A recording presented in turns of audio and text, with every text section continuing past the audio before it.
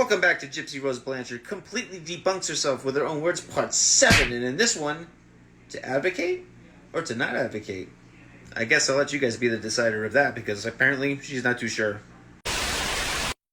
Sure, I probably should have lived a quiet life when I got out. You know what? You're damn right I should have.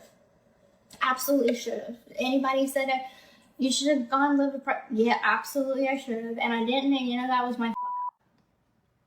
Paying the consequences now, right? But I'm making that choice now for my family. Better late than never. I don't want to be a public figure. And I'm not required to advocate.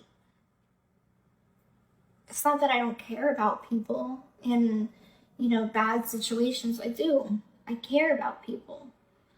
But also nobody appointed me the savior of the world. And I feel like that was put upon me when I got out.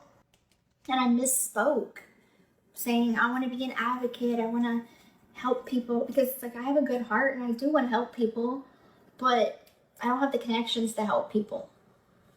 I don't know any representatives in the House of Law. I'm not friends with government officials. I can't make laws change, can't make laws happen. You know what I have? I have a voice. And I felt like I came out, I spoke, and I did what I could to try to be perfect for everyone. And all I ever got was invalidation. And so now I'm just done. I feel like that was put upon me when I got out. What do you want to do with your life? I want to be an advocate for abused children or abused people. If I would have known that there was something called Munchausen by proxy syndrome out there, perhaps it would have nudged me to get help from somebody, because I thought my mother was the only person like that.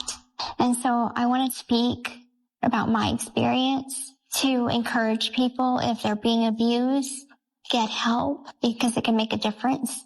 And that way they won't end up like me. They won't end up in prison. It won't get that bad.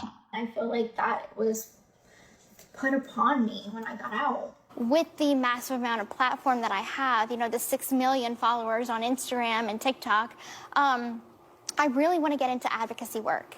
I feel like with that big of a platform, with my story, I think it resonates with people because there's so many layers to my story. And I feel like, people feel if it could happen to her, it can happen to me, it can happen to anybody.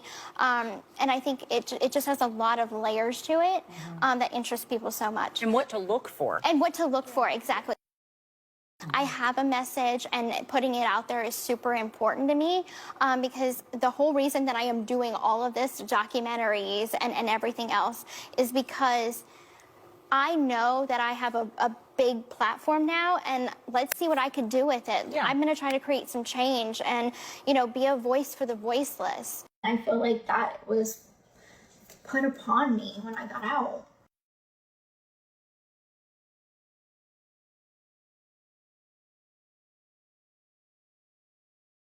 I'm not the face of Munchausen by proxy. I never wanted to be, never claimed to be. This is my life. Y'all made me this. I didn't.